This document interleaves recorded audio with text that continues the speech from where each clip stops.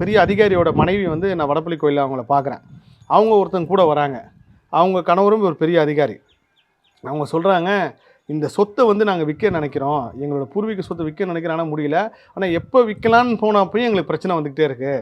நாங்கள் நினச்சி பார்க்காத முடியாத விபத்து பிரச்சனை வந்துக்கிட்டே இருக்குது அப்படின்றப்ப நான் சொன்னேன், அம்மா இந்த சொத்து உங்களை விட்டு போக விரும்பலை, முதல்ல தெரிஞ்சுங்க. இந்த சொத்தை கஷ்டப்பட்டு வாங்கியிருப்பார்ல, அவரோட ஆன்மா இப்போவும் அந்த சொத்து மேலே ரொம்ப அபரிதமாக இருக்குது.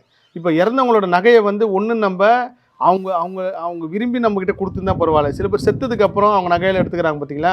அந்த மாதிரி நகையை எடுக்கும்போது நகையை எடுத்து நகையை போது பாருங்கள், பல பேருக்கு பல விதமான பிரச்சனைகள் வந்திருக்கும்.